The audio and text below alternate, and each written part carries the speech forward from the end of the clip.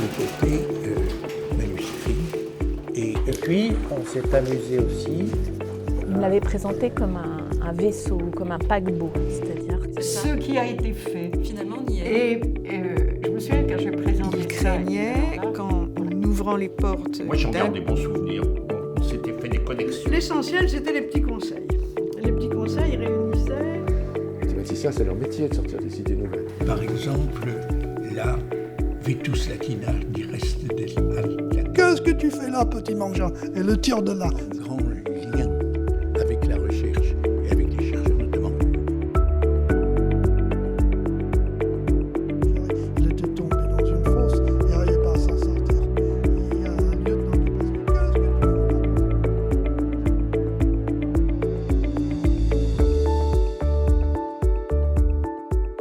Bonjour Monsieur Thomas Meurtaille. Bonjour Madame Nathalie. Merci infiniment de vous être joint à cette enquête concernant Pierre Petit-Mangin et l'esquisse de l'histoire de l'école normale supérieure des années 50 aux années 2000. Il se trouve que vous avez été élève étranger en 1964 à l'école normale de la rue d'Ulm. Pourriez-vous nous dire ce qui vous y a amené et ce que vous y avez trouvé? D'abord, il y avait un long échange entre Trinity College Dublin et l'école normale, qui partait d'ailleurs depuis les années 30 de Beckett. Mais à ce moment-là, ils étaient tous lecteurs, alors que moi, ils ont perdu ça, je ne sais pas comment, et moi j'étais simple élève étranger. Et donc je devais aller dans un premier temps à Lille, mais bon, on m'a fait bifurquer sur l'école. C'était un accident heureux. Vous étudiez la littérature. Voilà, essentiellement l'anglais et le français. Et bon, quand je me suis fait nommer à la fac, j'ai choisi donc le français, mais j'aurais pu également être prof d'anglais. Et quelle était votre période de prédilection à cette époque-là? Ça a toujours été le XXe siècle. D'accord.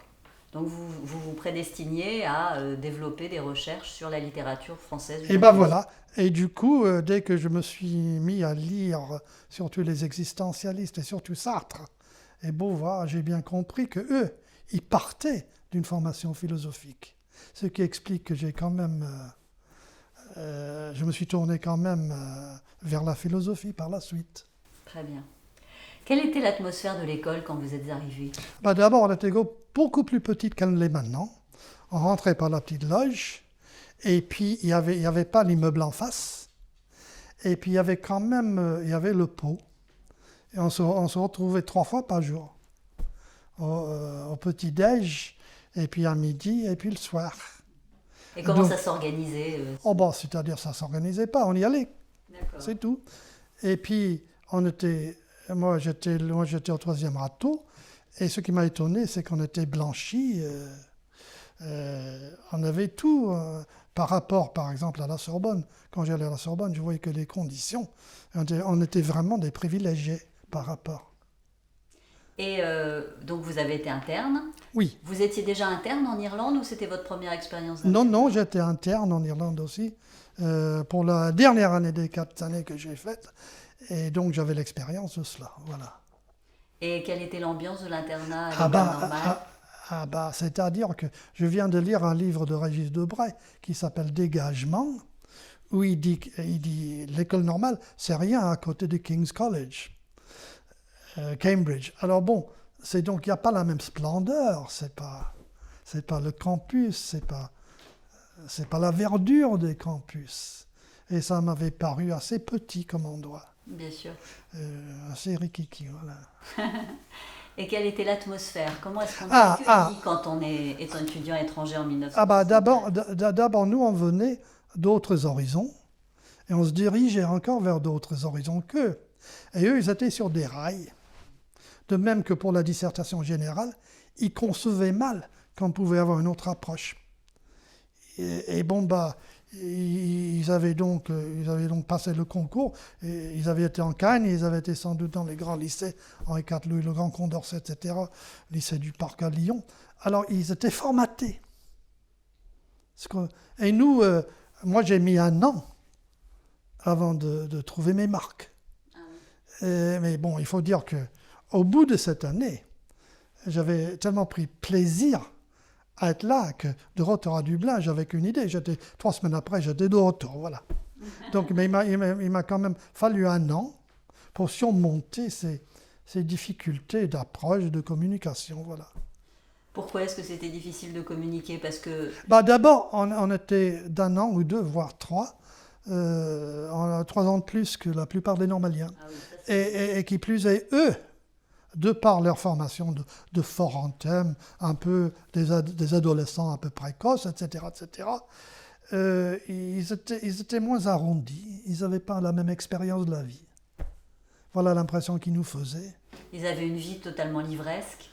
Bah, oui, mais aussi, on leur a dit qu'ils étaient des génies en herbe, etc. Bon, bah, il y en avait certains qui étaient très, très, très intelligents, mais bon, bah, il ne faut pas croire. Et puis, nous, on trouvait qu'ils étaient brillants dans le bon et dans le mauvais sens du terme. Vous n'aviez qu'à leur dire, bon, bah, voilà, il me faut 500 pages sur Spinoza samedi matin, bah, c'est fait. Aucune hésitation. Et je trouvais qu'ils n'avaient pas beaucoup...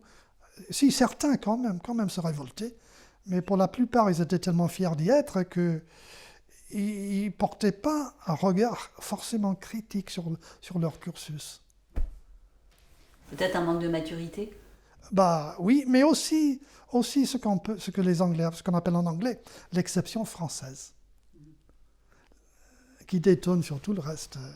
Et ben voilà. Et donc, je fréquentais quand même 2 types de Normaliens. Il y en avait qui baignaient dans le mythe et d'autres qui en étaient fort critiques dans le genre establé, machin, voilà. Et j'ai fréquenté les derniers, bien sûr. Surtout. Combien y avait-il d'étudiants étrangers à peu près l'année où vous êtes Ah bah là, c'est difficile à dire. Et puis ils étaient moi excepté bien sûr, ils étaient triés sur le volet. Il y avait un type d'Oxford, un type de Cambridge, un type de Londres, 2 Allemands, un Tchèque, etc. Bon, bah, une vingtaine peut-être bien. Une vingtaine. Là, je ne suis pas sûr, je dis ça comme ça. Et est-ce qu'il y avait des procédures d'accueil particulières lorsque les étrangers intégraient l'école pour un an, un accueil Bah, non, c'était très peu procédurier, mais point de vue accueil, non. Il y avait un cocktail, mais on ne se parlait même pas. On ne trouvait rien à se dire.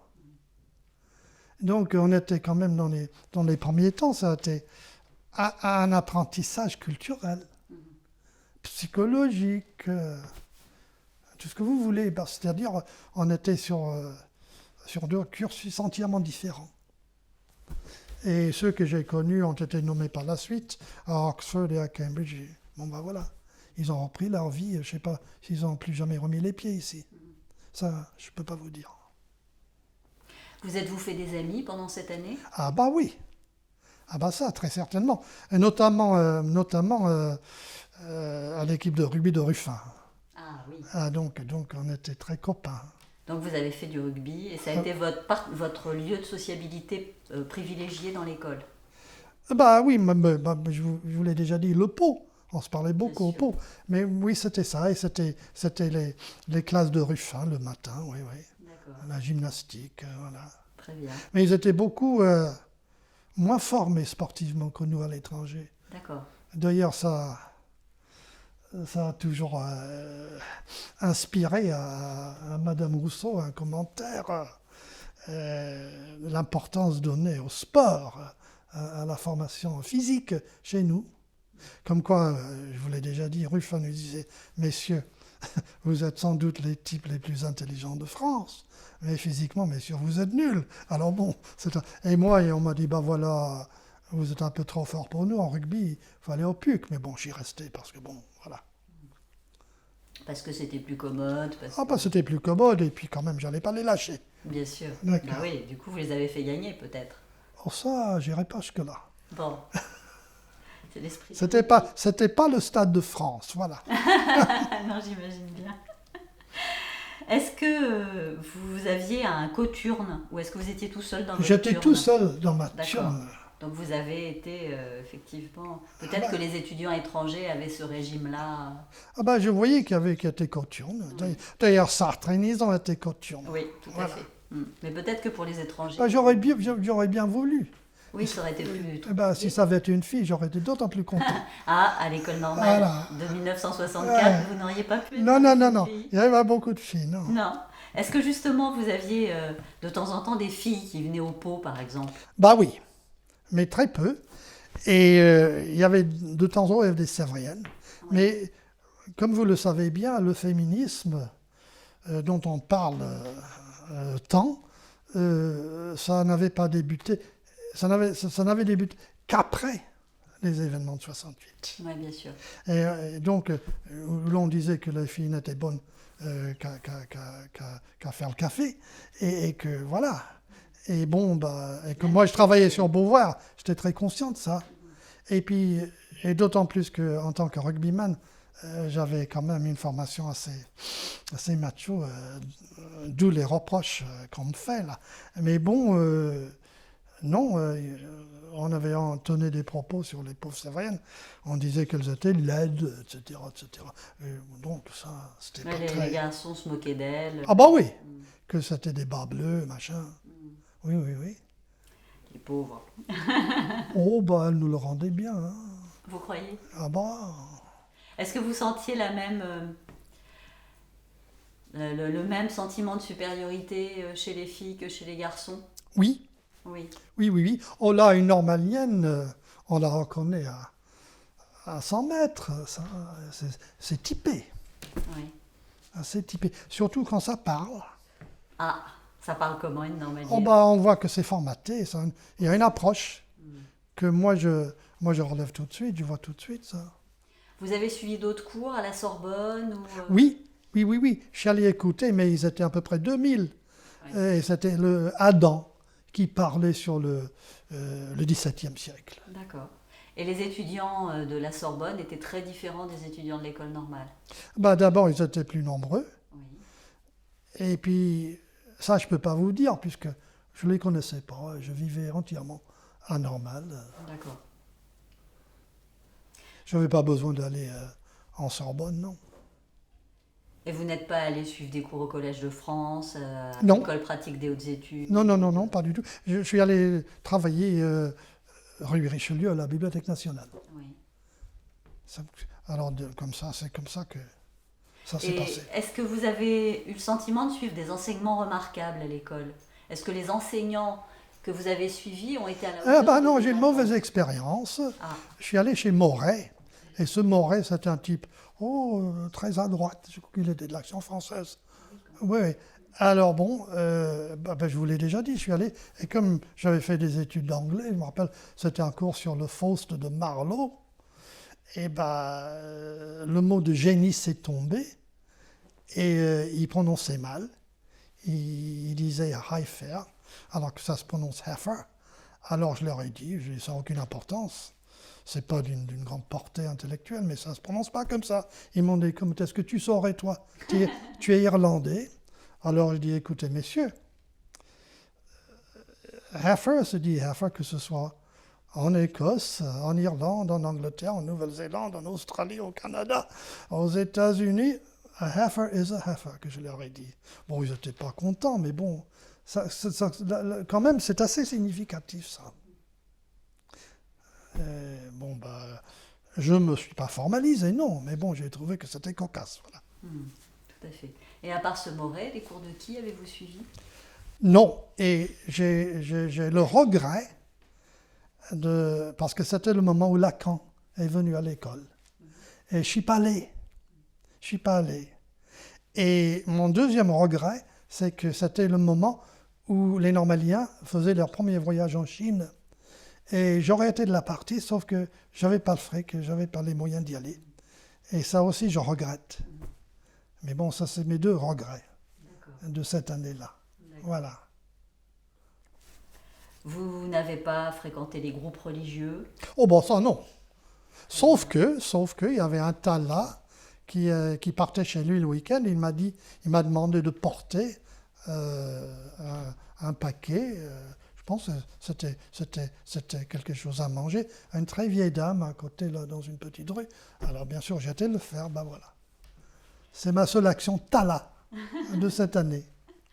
Et que pouvez-vous nous dire des groupes politiques? Oh là là, oh là là là là. Vous savez que Bourdieu dit quelque part qu'il y régnait à cette époque un terrorisme intellectuel marxiste.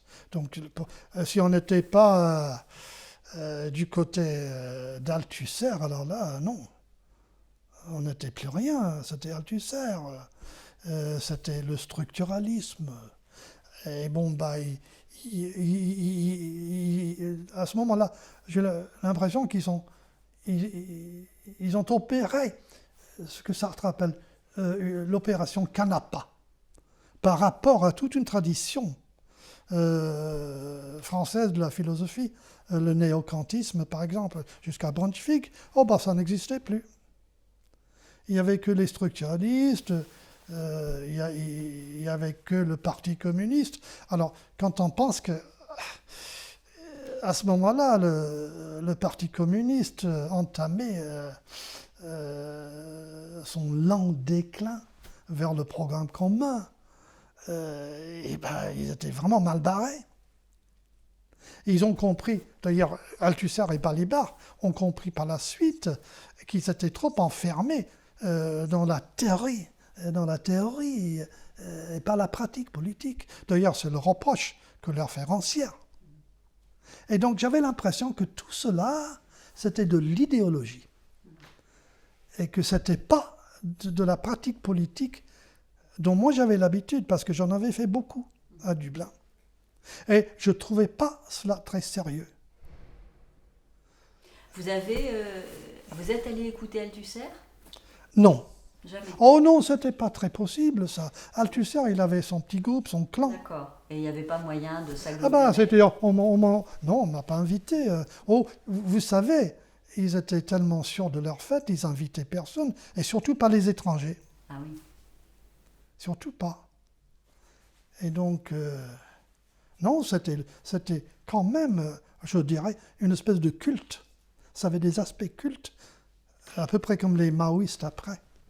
De votre point de vue, quelle place le folklore normalien occupait-il pendant ces années 60? Vous savez, les promenades sur les toits, l'argot local. Ah ben ça, je l'ai appris. Vous l'avez appris? Je l'ai appris. Vous l'utilisez? Mais oui, pas parce que, bon, mais c'était quand même, j'ai mis un an.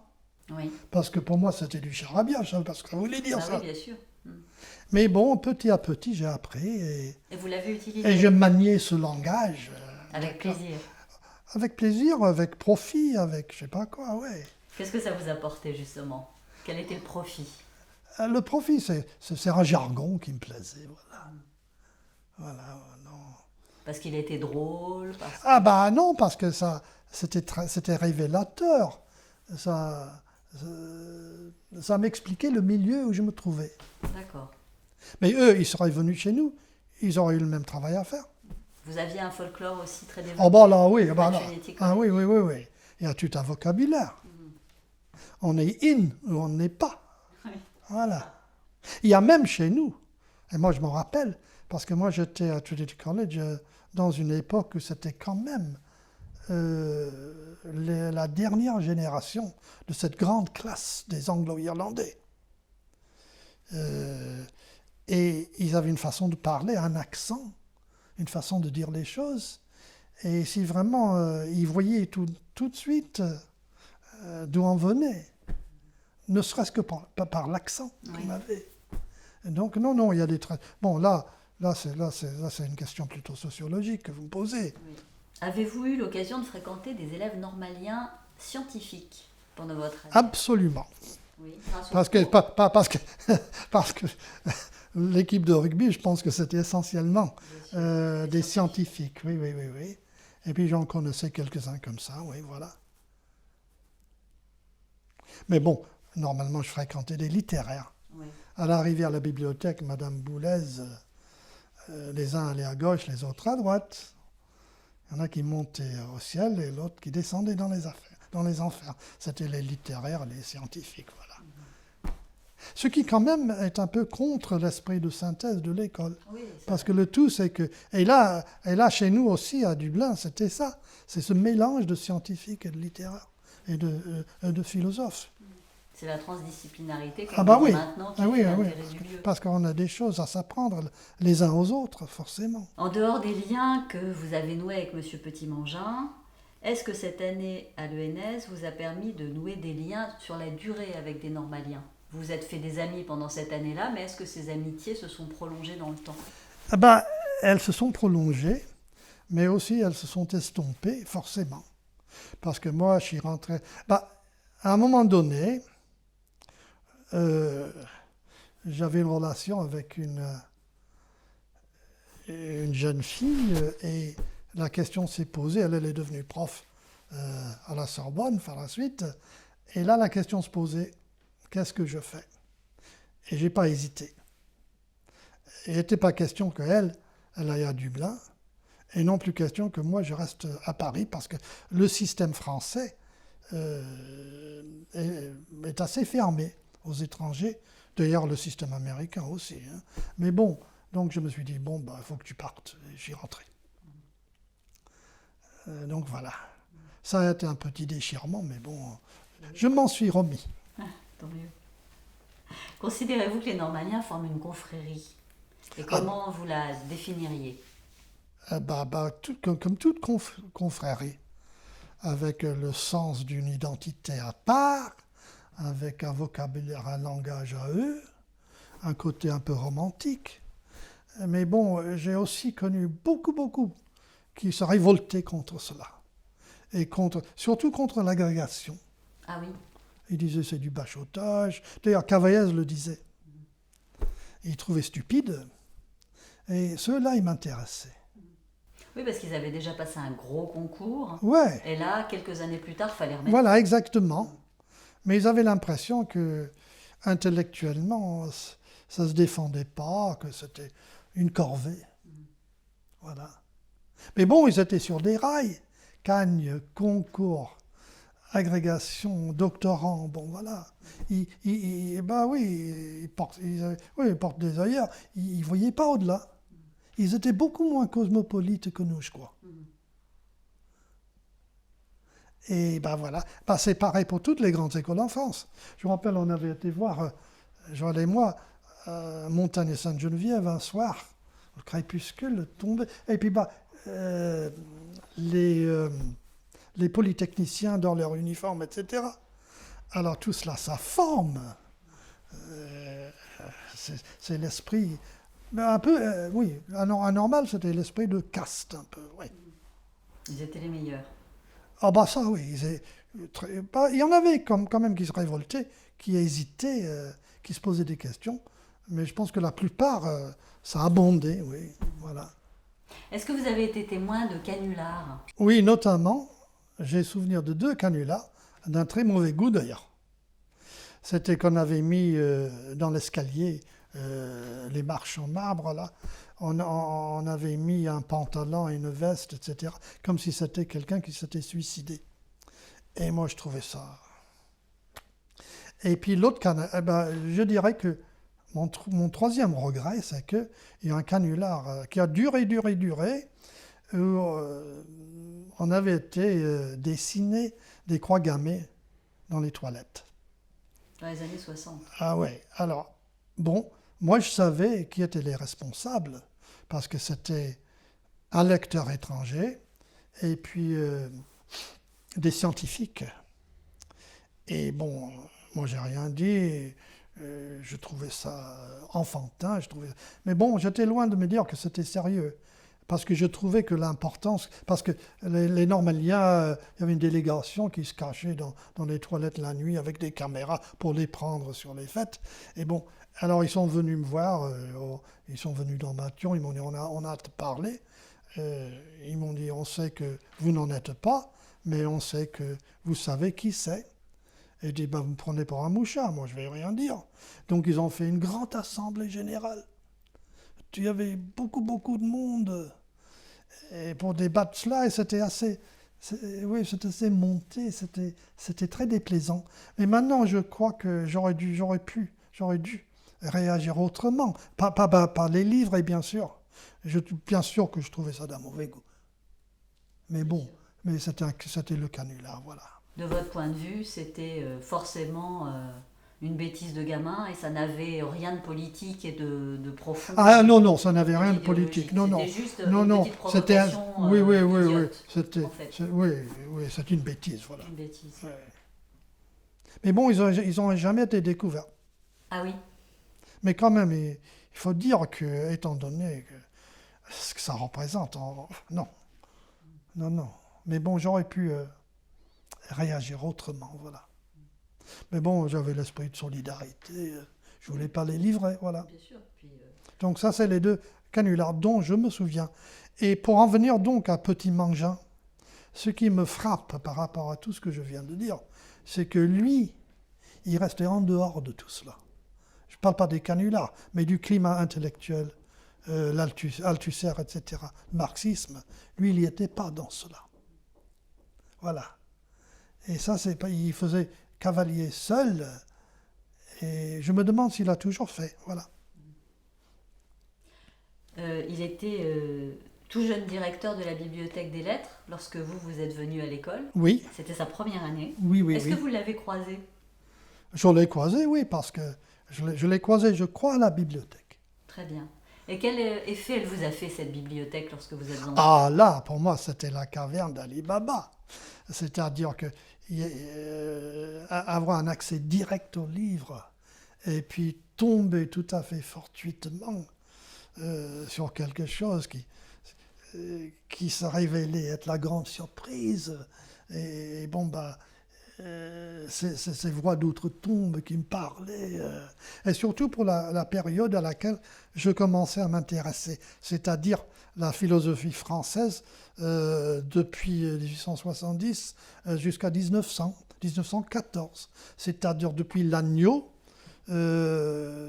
jusqu'à Braunschweig, en passant par Lachelier, Boutroux, etc. C'est cette période. Et j'ai trouvé qu'il y avait quand même les Mayerson, les deux, qui avaient quand même dû négliger que ça, c'était une période qu'il fallait revoir un peu, et qui avait... Bon, je vous ai parlé de l'opération Canapa, mais bon, Pulitzer, Nizan, Sartre, ils ont gommé toute cette période, et surtout Braunschweig, maintenant que je le relis, que je trouve extrêmement intelligent et très bon philosophe. C'est vraiment intéressant. Et donc pourquoi Sartre, Nizan, Pulitzer ont-ils fait cela? Ils ont fait le maître parce que Brunswick avait oui, je sais bien. Vraiment pignon sur rue très fortement à leur époque. Oui, mais bon, je veux bien. Mais c'est pas très objectif. Et d'ailleurs, ce qu'ils ont voulu faire à toute cette génération de spiritualistes et de néo-kantiens, jusqu'à Bergson, surtout la parade bergsonienne de Pulitzer, on le leur a fait après, dans les années 60, à eux. Bien sûr. Donc voilà. Et donc maintenant, on prétend que la seule et vraie philosophie depuis Canguilhem, Bachelard, Cavaillès, etc., c'est l'épistémologie. Mais à côté de ça, il n'y a rien, mais c'est pas vrai. Alors donc j'ai trouvé qu'il y avait, j'avais des chapelles, voilà, en philosophie. Oui, en philosophie française au XXe siècle, on a vraiment l'impression qu'il fallait être selon les voilà, moments. Voilà. Effectivement. Alors Bouvresse, évidemment, s'est fait spécialiste de Wittgenstein, ce qui à l'époque était très différent. Et bon, voilà. Et donc je me suis intéressé à cette période philosophique, et ça m'intéresse toujours. Lagneau surtout m'intéressait. Lagneau et l'impact qu'il a pu avoir sur Merleau-Ponty, par exemple. La perception chez Lagneau. Et Lagneau, c'est quand même quelqu'un, voilà. Vous donnez envie de le lire, en tout cas. Comment? Vous donnez envie de le lire. Ah oui, il faut lire les grandes leçons.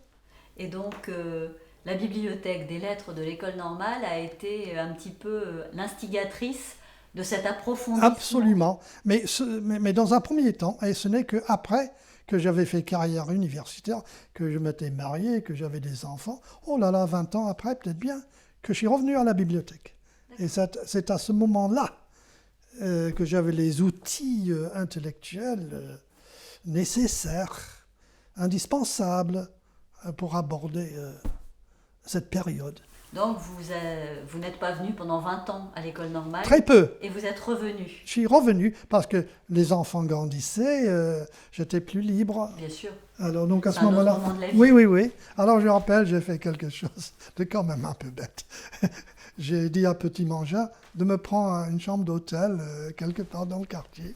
Et bon, Madame Boulez et lui se sont exécutés. Donc j'ai toujours été quelque peu gâté à l'école normale. À quel moment est-ce que vous avez noué des relations plus personnelles avec Monsieur Petit-Mangin?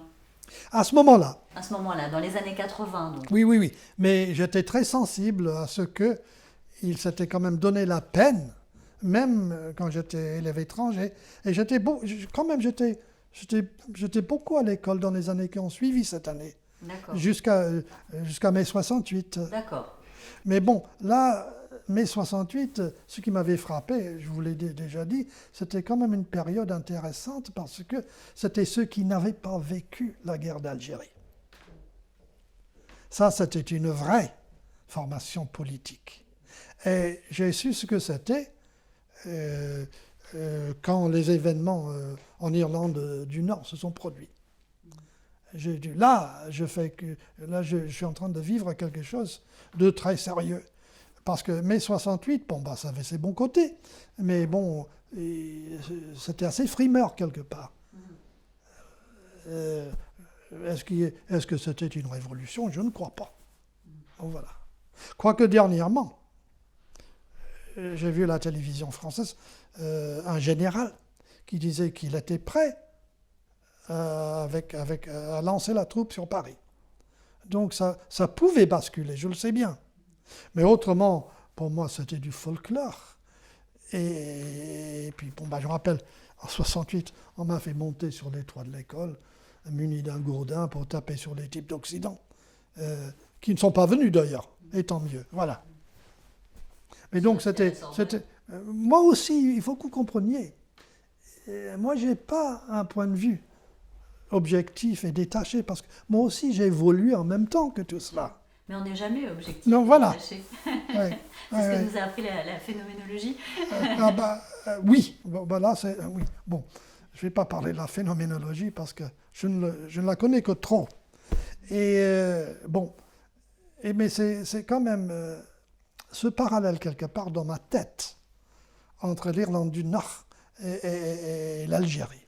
Parce que là, c'est à ce moment-là que les contradictions se développent. Pour parler comme un marxiste, on est vraiment dans le réel et pas dans la gestuelle. Il y avait beaucoup de ça en 68. Alors peut-être que ça dépendait de la couche de la société dans laquelle on se trouvait, parce que effectivement, sur la montagne Sainte-Geneviève, il devait y avoir beaucoup de gestuels, mais je pense que dans le monde ouvrier, ça pouvait être différent. Oui, mais justement, c'est cette synthèse qui ne s'est pas faite. Oui. Alors là, oui,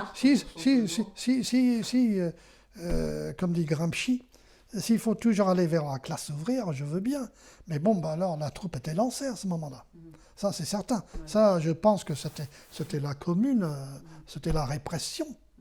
Vous prenez un type comme Ossarès, je ne sais plus quel autre mauvais coucheur, tortionnaire, etc.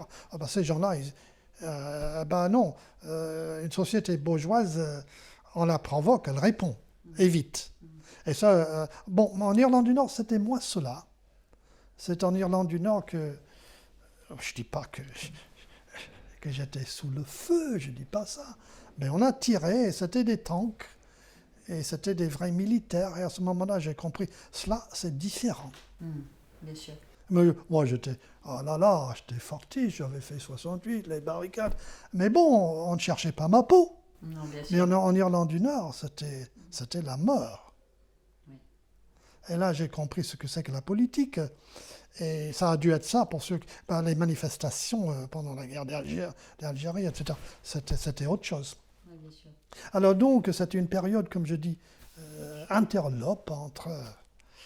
entre la guerre d'Algérie et l'Irlande du Nord, qui m'a formé, voilà. Je comprends. Mm. On dit toujours que 68 est assez peu passé rue d'Ulm. En revanche, des événements ont eu lieu en 1971. Est-ce que vous étiez là à cette... Non, j'étais pas là. Mais en 68, je savais bien que les althusériens se tenaient à distance. Et pourquoi? Parce que c'était le Parti communiste aussi qui se tenait à distance, qui ne voulait pas s'en mêler, etc., qui a beaucoup hésité. Comme d'ailleurs pour la guerre d'Algérie. Ah non, ils étaient supérieurs aux événements. Ils disaient non, les cahiers marxistes-léninistes, allez, c'était ça leur Bible. Les maoïstes étaient plus investis. Ah, les maoïstes, C'était oui. leur affaire, 68. Oui, un peu plus. Un peu plus, mais pas beaucoup plus quand Pas même. beaucoup plus. Non, je ne crois pas.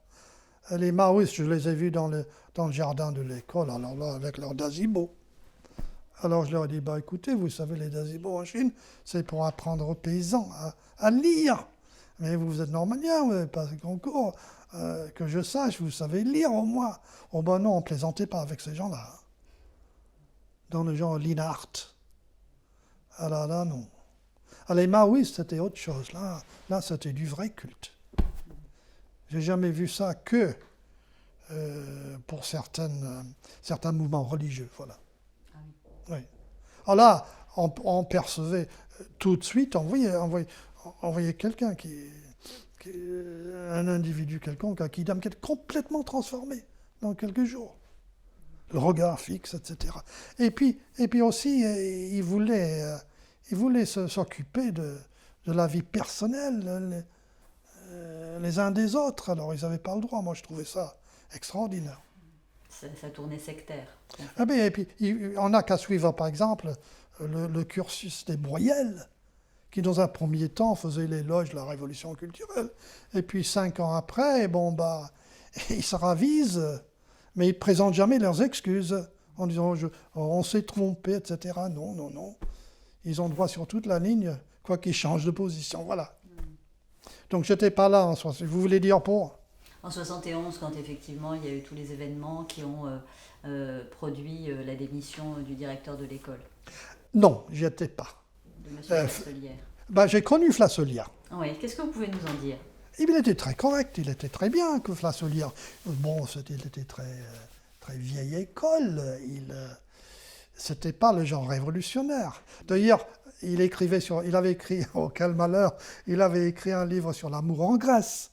Alors les Normaliens disaient que ça se vendait sur les quais avec d'autres cochonneries. Bon, voilà. Mais il était très correct, Flasselière. Mais bon, il faut savoir que à ce moment-là, surtout dans les années 60, les rapports entre les classes et entre les générations étaient quand même différents. Ça n'a pas été le melting pot. Et il y avait quand même, quelque part, plus de courtoisie, je sais pas, voilà. Puisqu'on en est à la courtoisie, reparlez-nous s'il vous plaît de la manière dont les relations se sont nouées petit à petit avec Pierre Petit-Mangin. Et alors, ça a été, au moment où je suis 20 ans après, ayant évolué de la façon dont je vous ai dit, je suis revenu donc beaucoup lire cette philosophie là, de la fin du XIIe siècle, et donc je fréquentais la bibliothèque. Et il ne manquait pas de venir me voir, et me serrer la main, me demander si j'avais besoin d'emprunter des livres. Alors, pourquoi il a fait ça? Il n'était pas obligé. Mais il a toujours été d'une très grande gentillesse. Et il portait un intérêt aux autres. Et il était le seul à le faire. Et donc, petit à petit, je sais pas, on allait manger ensemble, chez Père Audin le plus souvent, et puis il m'invitait dans ses appartements, qui étaient les appartements autrefois de pasteurs. Et bien alors, ça m'a marqué. J'étais là avec un de mes fils, le cadet, Zach. Et je lui ai dit, tu vois, tu as été chez Pasteur, c'est pas rien ça. Et donc on était reçus par Sekiko, etc. Et voilà, donc, ça s'est produit à plusieurs reprises.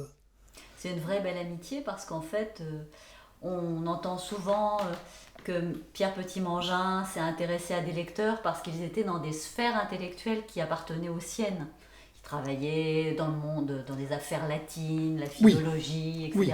Vous étiez sur des objets d'études extrêmement hétérogènes par rapport aux siens. Oui, mais donc j'ai jamais eu, pour dire la vérité, j'ai jamais eu, sur ce plan-là, un vrai contact intellectuel avec Pierre Petit-Mangin. Parce qu'il ne se livre pas sur ce plan-là. Et d'ailleurs, il se livrerait que j'y comprendrais rien. Alors, ce n'est pas la peine.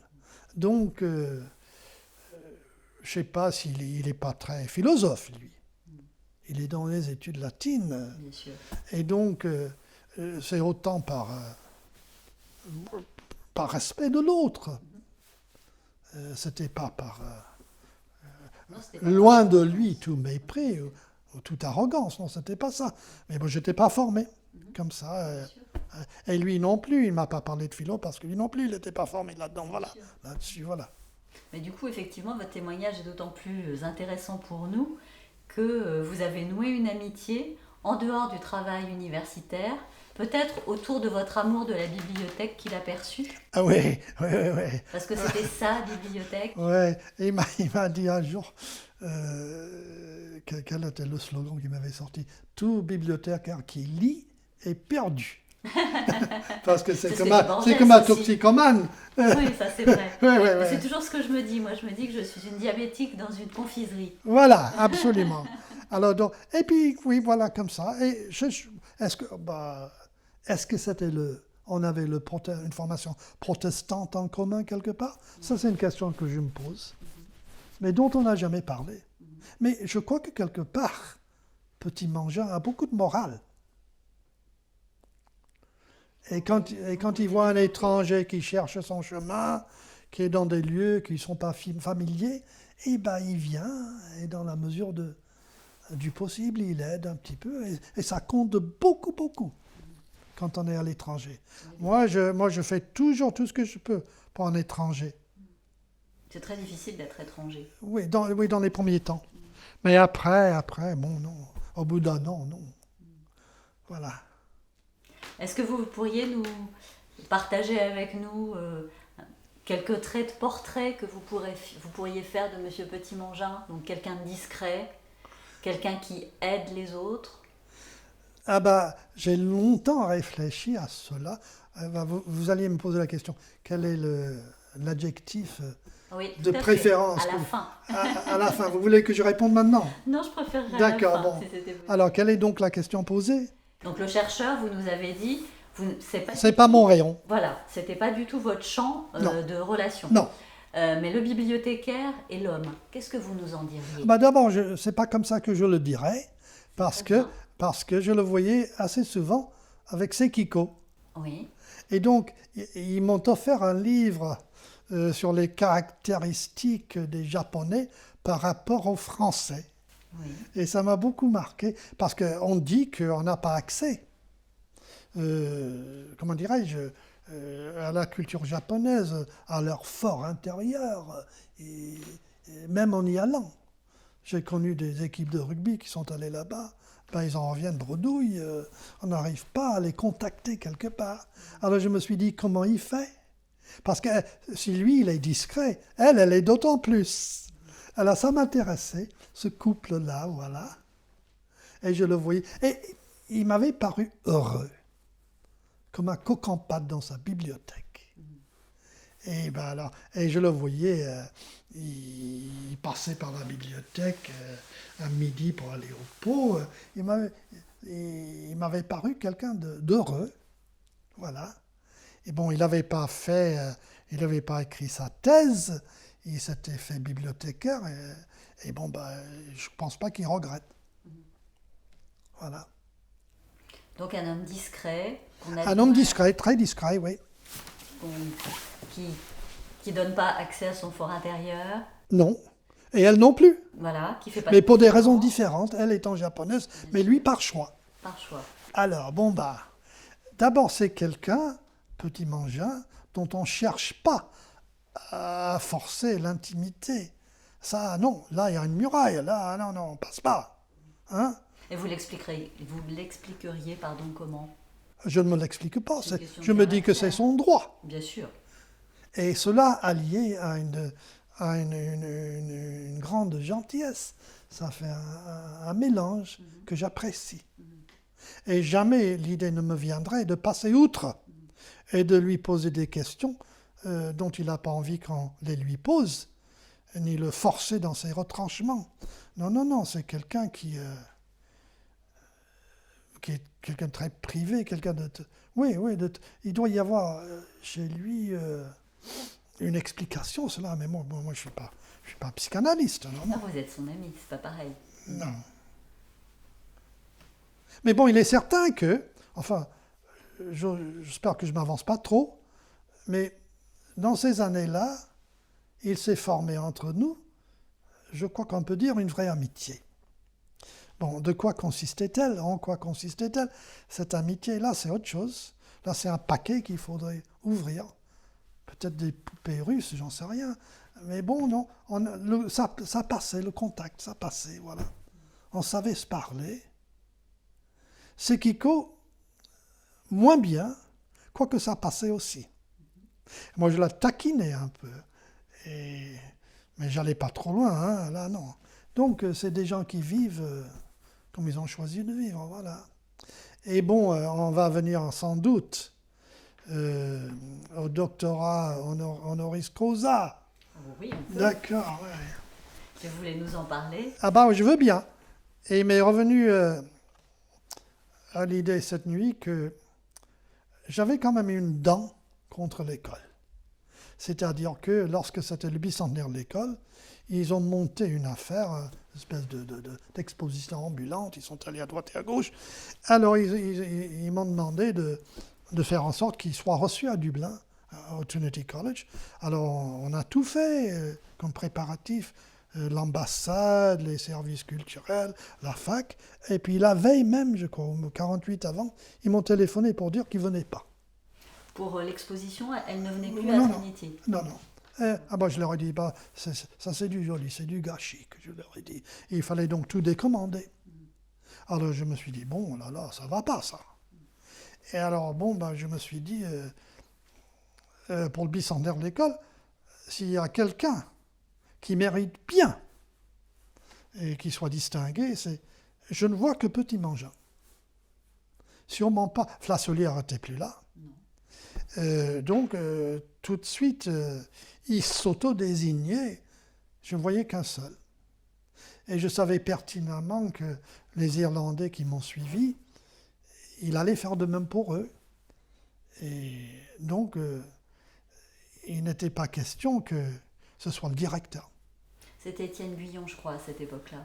C'était? Étienne Guyon, le physicien. Ah oui, oui, d'accord, je le connais. Je le connais, oui, je le connais celui-là, oui. Non, non, il n'était pas question. Donc, j'ai fait en sorte que ce soit Petit Mangin. Quoique, il croit que, etc. Tout à fait. Ouais, Il mais, croit mais que- cela n'est pas vrai. que c'est Il était désigné... Il a pris ça comme un canular. Oui. Ah bah non. Ah non, c'était pas un canular.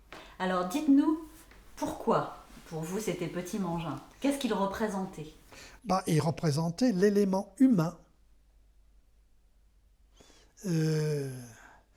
que forcément on n'avait pas trouvé au début, et ça m'avait paru tout à fait naturel, d'où mes agissements. Et donc il est venu avec Sekiko, il est resté 4-5 jours. Et comme il l'a dit, moi je me rappelle bien la cérémonie, il était en toge, grand apparat, machin. Alors il passe et il avait un petit sourire malicieux quand même dans le regard. Ah là là là là. Mais bon, autrement, comme il l'a dit lui-même, nous on sait très très bien faire ces choses-là. Je crois qu'il était très bien accueilli. Oui, Et qu'il en a gardé. Je crois qu'il était quand même assez ému. j'en suis sûre. Oui, oui. Il a gardé des photographies. Oui. Mais il était bien méritant. Vite. Oui. Il était tout à fait méritant. En fait, lorsque nous nous sommes rencontrés précédemment, vous m'avez dit « J'ai voulu que cela lui soit décerné car c'était le seul à accueillir les étudiants étrangers et pour qui ça importait qu'ils soient accueillis dans l'école. Voilà, c'est tout à fait ça. C'est pour ça. Je ne saurais mieux dire. D'accord. C'est tout à fait cela. Il était bien le seul. Et quant à l'atmosphère de l'école, moi que j'avais, un jour, je ne sais pas quoi, j'avais affaire à l'administration de l'école. Et je rentre dans un bureau, un type qui m'engueule. Alors moi, on ne m'engueule pas. Ben là, je suis rentré dedans. Alors là, à ce moment-là, il en a pris. Je me suis dit, mais c'est quoi cette boîte? Donc, tout au long de la première année, on n'avait pas une expérience forcément très heureuse de l'école. Mais par contre, et je tiens à le souligner, au bout d'un an, j'étais comme un coq en pâte. Et ça m'a beaucoup marqué. Et à un moment donné, comment est-ce que ça s'appelle le bulletin de... C'est pas... Maintenant, ça s'appelle l'Archicube. Archicube. Archicube m'a demandé d'écrire un article sur les différences qu'il peut y avoir. D'ailleurs, entre le système de chez nous et le système des grandes écoles, qui est d'ailleurs que français. Mais bon, sur le moment, je n'ai pas su répondre, j'ai dû dire quelque chose, mais ensuite, j'ai écrit cet article, et en l'écrivant, curieusement, je me suis retrouvé petit gamin de 5-6 ans, dans une école dublinoise protestante, c'est-à-dire dans une forte minorité. Et quand on sait ce qu'étaient les révélations sur l'Église catholique en Irlande depuis, des centaines de prêtres qui passent devant des tribunaux, des milliers, des dizaines de milliers de filles mères dont les enfants leur ont été pris, etc. C'est le grand scandale et ça continue. Mais moi, j'étais donc dans une école protestante. Et je me rappellerai toujours que à l'époque, je déblatérais, je disais des sonnettes, mais on m'écoutait par respect. Et ça, je ne l'ai jamais retrouvé nulle part ailleurs. Un peu au lycée où j'étais, qui était en l'occurrence un lycée français, un lycée protestant, et puis à Trinity College aussi, mais pas énormément, pas beaucoup. Et là, arrivé à l'école, et surtout à la fin de cette année, tiens, j'ai fait le lien. C'était le respect, l'écoute de l'autre, surtout sur le plan intellectuel. Et du coup, c'était le petit garçon de 5 ans, et l'homme de 50 ans, s'intéressant à une certaine période philosophique, qu'ils ont retrouvé, qui se tendaient la main. Et donc, ne serait-ce que pour cela, je suis très très endetté vers l'école normale. Une indépendance de pensée, la pensée critique portée sur la société autour. C'était quand même tout à fait à l'opposé des critiques que je viens de faire sur la formation des forenthèmes, etc. Mais là, c'est un élément des plus précieux. Et si on n'a pas ça, on n'a rien. Et donc, comme un jour, je venais de lire la biographie de Madame Ferrière, de son frère Jean Cavaillès, lui aussi protestant. Donc, le tout, les morceaux de la mosaïque commençaient à se mettre en place. Et je lisais ça, vraiment, j'étais sur le point de pleurer. Parce que... Et quand à Paris, à un moment donné, j'ai passé une heure avec Samuel Beckett, la question que je ne lui ai pas posée, c'est s'il avait connu Cavaillès. Ça aurait été intéressant. Parce qu'il n'avait pas... il n'avait pas Sartre à la bonne. Hein. Il trouvait, côté canular, que Sartre avait le goût, disait-il, des canulars cruels. Mais bon, ça, c'est encore une occasion perdue. Hein. Cette question, j'aurais bien voulu, j'aurais aimé la lui poser. Mais je ne l'ai pas fait. Et donc, comme par la suite, j'ai beaucoup connu Gabrielle Ferrière, et j'allais la voir dans une maison de retraite du 16e arrondissement. Et je l'ai connue jusqu'à ce qu'elle meure. Et bon, c'est Pierre Petit-Mangin qui m'a mis au comité Cavaillès. D'accord. Il est dit, il est impératif que vous y soyez. D'accord. Et donc, voilà. Donc, si vous voulez, lui, il y est. Je ne sais pas ce qu'il en pense, parce qu'il ne vient pas. Mais bon, ils sont nombreux à ne pas venir. Vous avez connu Georges Canguilhem, alors? Je ne l'ai pas connu, non. Vous ne l'avez pas connu? Non, bien sûr. Non, je ne l'ai pas connu. Je l'ai beaucoup lu. Bien sûr que je l'ai beaucoup lu. Surtout sur Claude Bernard. Oui, bien sûr. D'accord. Je pose la question parce que la bibliothèque dont je m'occupe conserve ses archives et sa bibliothèque de travail, en fait. Ah oui. Et c'est vrai que dans ces archives, on a des dossiers sur Cavaillès et cette fidélité à vie à l'héritage de Cavaillès est tout à fait perceptible. Mais que voulez-vous qu'on fasse d'un Cavaillès?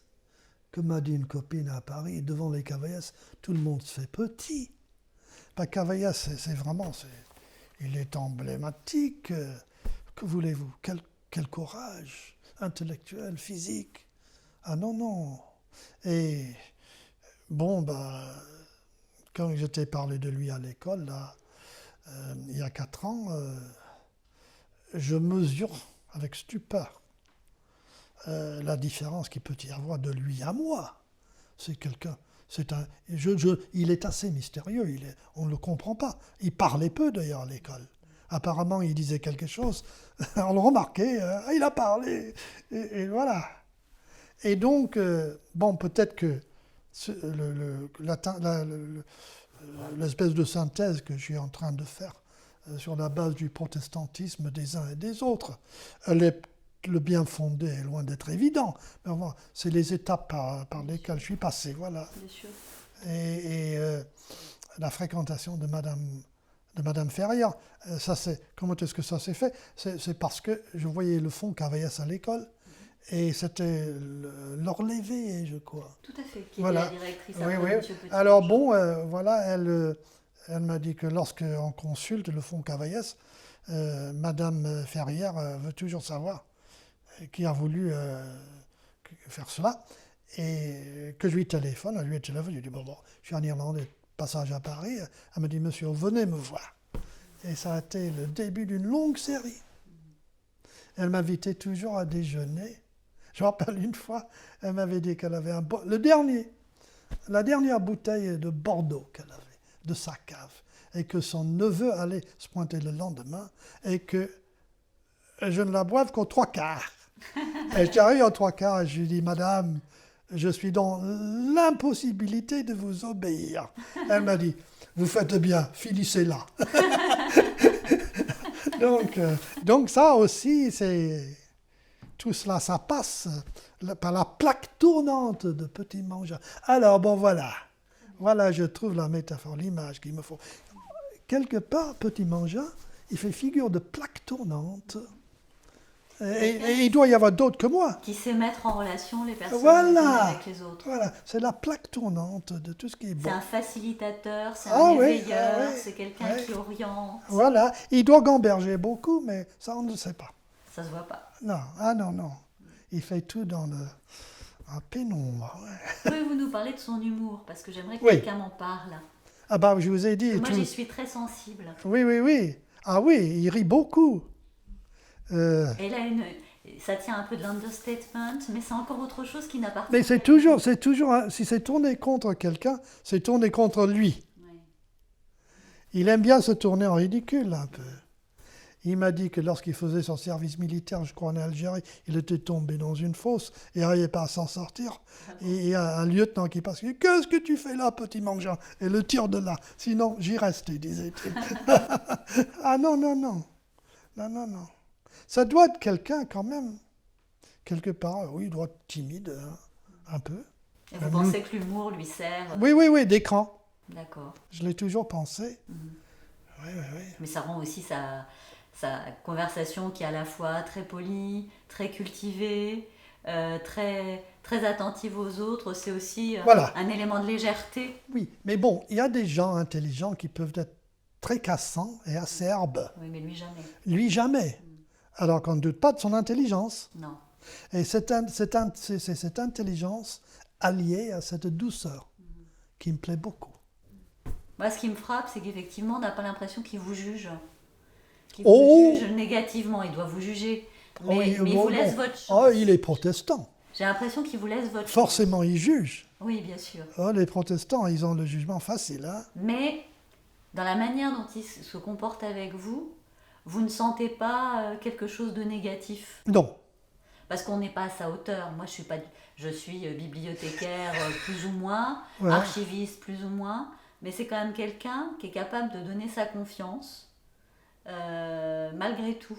Enfin, je veux dire, Oui, ça oui, c'est oui, quelque oui, chose oui. qui est remarquable, je trouve.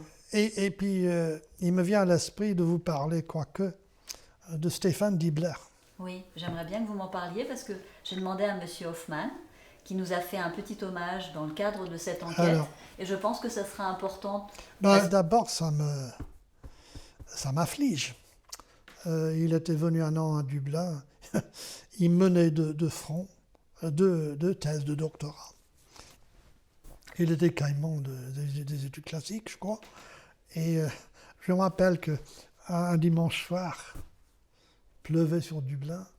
Il lisait Sterne, un romancier du XVIIIe siècle, pour apprendre l'anglais. Il n'y a qu'un Normalien pour faire ça. Et je lui ai parlé de mes déboires amoureux. Et il m'a écouté. Et puis, des années après, je l'ai retrouvé à Paris. Et je lui ai rappelé cette soirée-là. Je lui ai dit, j'ai dû me montrer ridicule. Il m'a dit, mais non, mais pas du tout, mais pas du tout.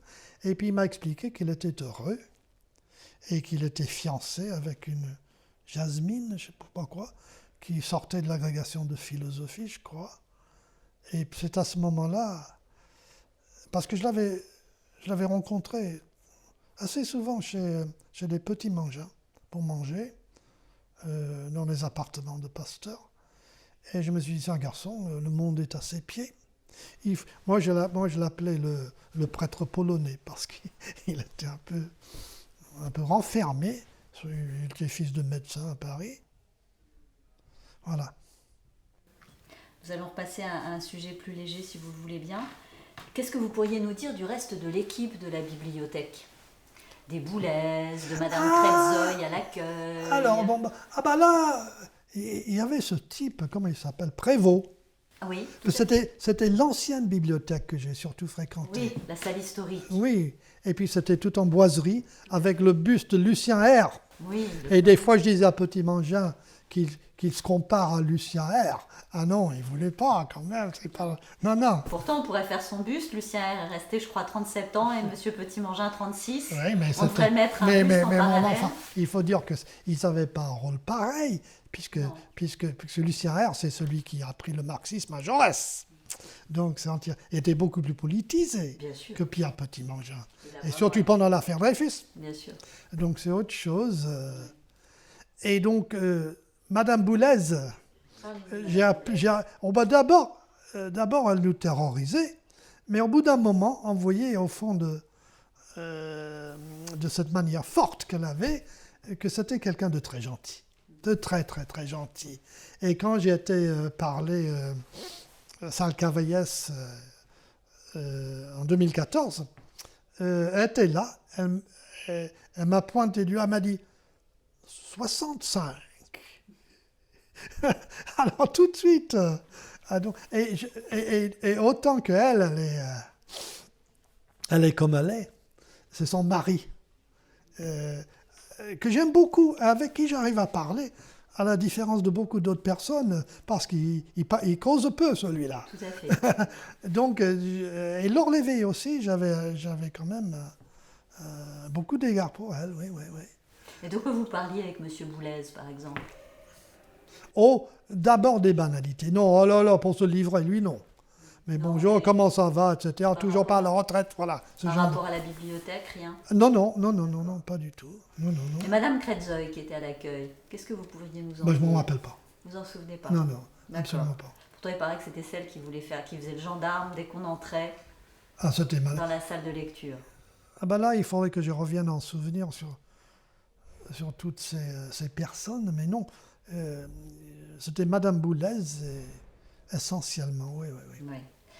De toute façon, quelle que soit la personne à laquelle vous vous êtes adressé, ça s'est toujours bien passé. Ah oui. Et on vous a même j'étais très gâté quand je voulais des photocopies, on me les faisait, on me les apportait. Monsieur Tommy. Voilà. D'accord. Ah oui, effectivement. Ah bah oui. Ah là, bah, voilà, j'ai raconté ce que j'avais à dire de critique sur l'école, mais pas dans un mauvais esprit, mais par souci de vérité. Et je tiens à dire que j'étais entièrement converti à la fin de cette année-là. Et que depuis, j'étais gâté. Je ne pouvais rêver mieux. Ils étaient aux petits soins pour moi, toujours. D'ailleurs, j'espère leur avoir rendu. Les Normaliens qui venaient à Dublin, je m'en occupais des fois, voilà. Ah non, il ne faut pas quoi, il ne faut pas tout voir en noir. J'ai peut-être exagéré un peu. Non, pas du tout. D'accord. Mais de toute façon, le réel est évolutif et ça dépend des périodes de la vie. Oui. Et... Mais moi aussi, j'étais jeune. Bien sûr. J'étais jeune à l'époque. Et j'avais changé du tout au tout au bout de 2-3 ans après. Bien sûr. C'est normal, ça. Ça s'appelle les années de formation. Bah, est-ce qu'on est formé? Moi, je trouve qu'on est formé vers 28-29 ans. Oui, On sait ce qu'on veut dans la vie à ce moment-là. vous pensez. Et à ce moment-là, je m'étonne à quel point quand même j'avais, ce que je dis, les pensées ovales. C'était le rugby. Et j'étais quand même très sportif. Et ça me manquait ici beaucoup. Oui, je comprends. Ouais. Et vous disiez aussi, lorsque nous nous sommes rencontrés, que l'un des intérêts de Paris, c'était les jeunes filles. Que regarder passer les Parisiennes quand on était assis au café. C'était quand même bien. La question qu'on se pose, c'est comment elles font.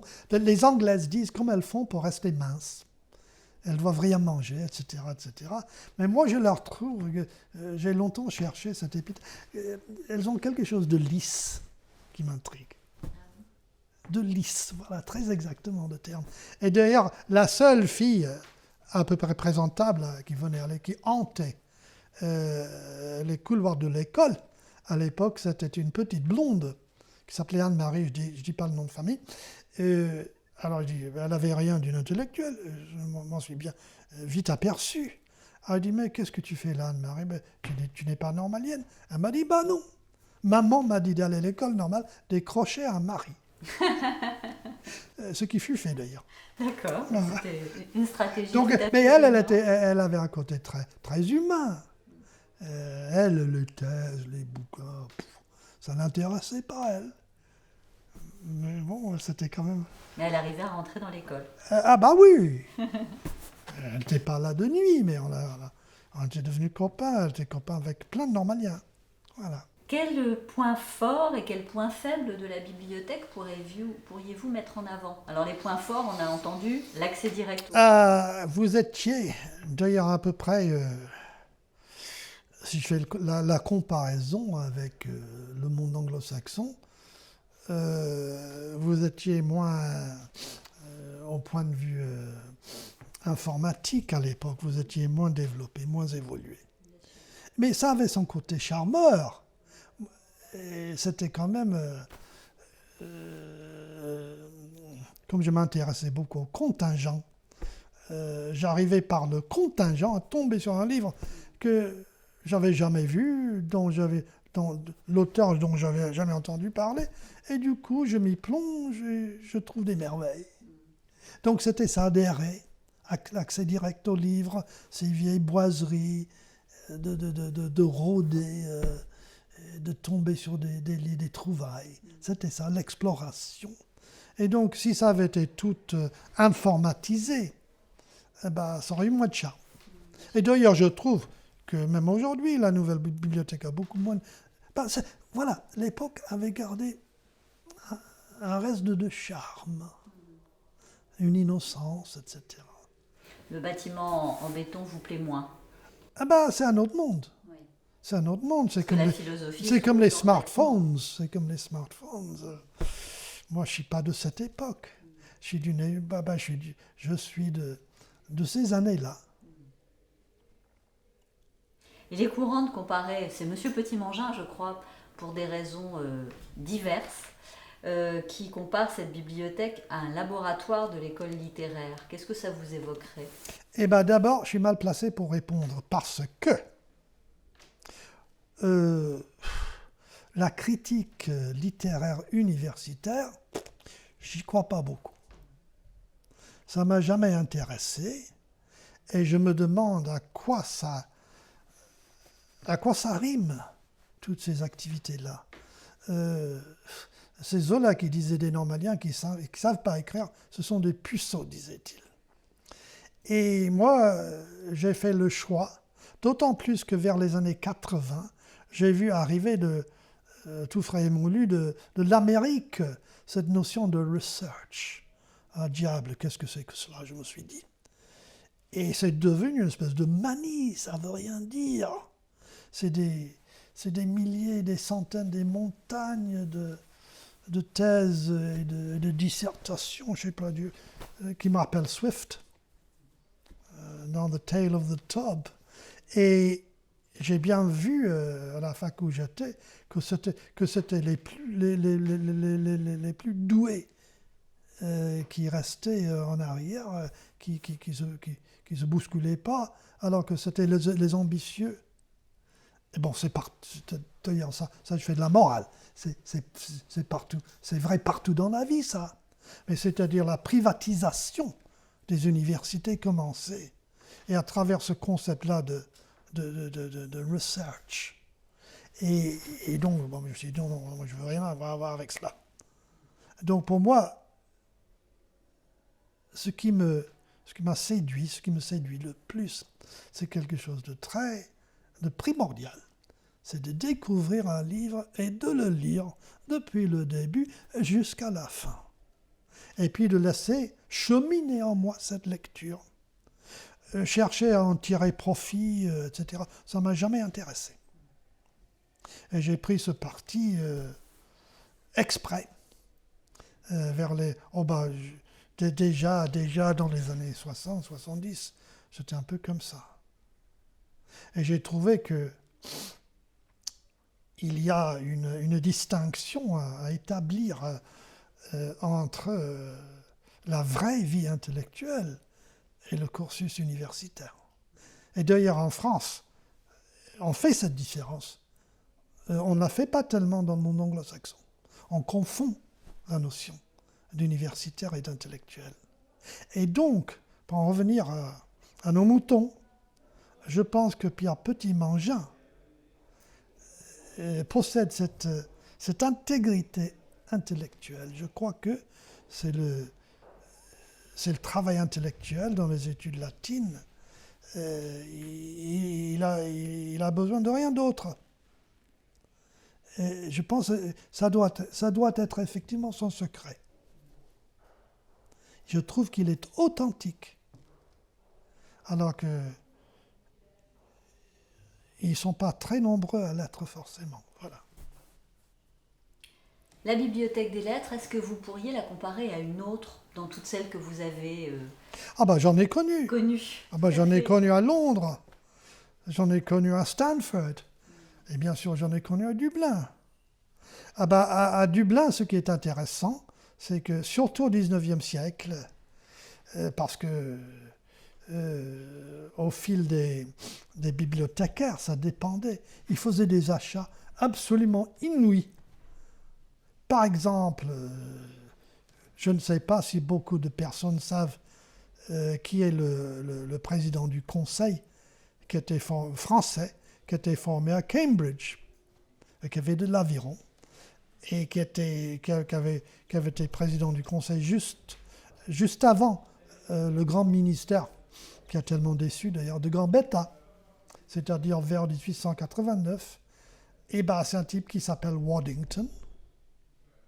Il était président du Conseil français, un grand intellectuel d'ailleurs, qui s'intéressait aux études latines, qui plus est.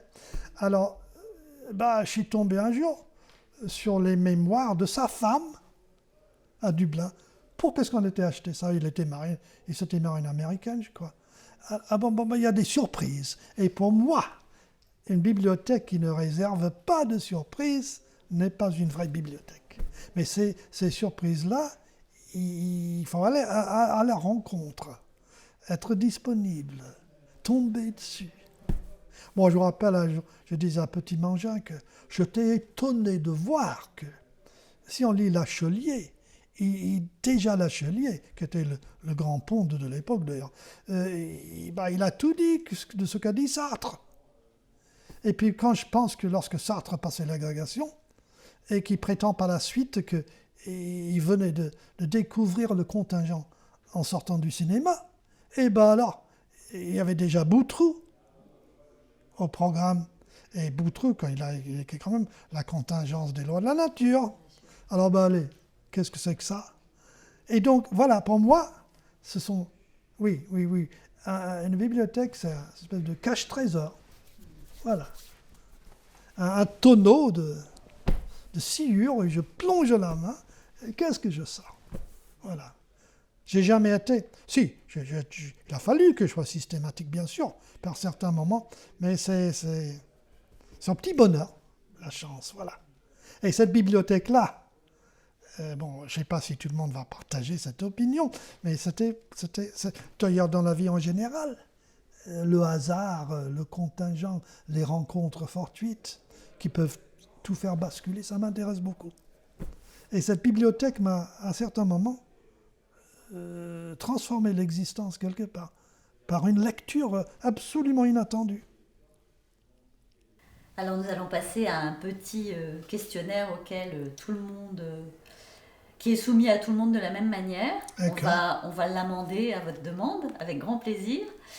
Je vais d'abord vous demander de définir en un mot votre ou vos années à l'ENS. J'avais pensé à 1964, mais si vous voulez nous parler plus largement de ça... Non, formative. D'accord. Un mot pour définir Pierre Petit-Mangin. J'ai hésité entre discret et finalement, cela m'est venu d'un coup. Il est mystérieux. Quel animal serait-il? Ah là, une marmotte, de taupe, j'en sais rien. Un mot pour refléter votre expérience de la bibliothèque d'Ulm. Découverte. Votre lieu préféré dans cette école? La bibliothèque. Votre moment, le moment qui est le plus fort dans votre parcours, sur tout votre parcours? La lecture de Lachelier. Si vous deviez poser une seule question à Pierre Petit-Mangin, laquelle serait-ce? Ce serait, quelle est votre réaction à cette réflexion de Mauriac que tout drame qui s'invente, lui, reflète un drame qui ne s'invente pas. Je vais vous poser une question indiscrète. En tant qu'ami de Pierre Petit-Mangin, vous le tutoyez ou vous le voyez? Quand j'ai reçu sa nièce à Dublin, qui m'a surpris en me disant qu'elle le traitait de Pierrot, oncle Pierrot, et du coup au téléphone pour la première fois, il m'a tutoyé, mais depuis on se vous voit à nouveau. Mais il faut dire qu'on est tous maintenant avancés en âge. Bien sûr. Il y a beaucoup de choses qu'il ne faut pas... bouger. Voilà. Et puis quand un pli est pris, oui. Dans une relation... Et puis Pierre Petit-Mangin, il doit être plus content avec ça. C'est pas son genre que d'être trop familier. Et je crois, en revanche, que le tutoiement est réservé entre normaliens. Eh ben oui. Et il m'a traité de normalien de cœur. Ce que je récuse. Oui, mais dans sa bouche, c'est un extraordinaire... Oui, mais je ne suis pas normalien. Je viens d'autres horizons. J'y suis retourné et j'ai pas passé le concours. Alors, vouloir dire quelque chose qui relèverait du pur mensonge, je suis pas prêt. Je comprends. Je vous remercie infiniment, monsieur. Je vous remercie, Madame Nathalie.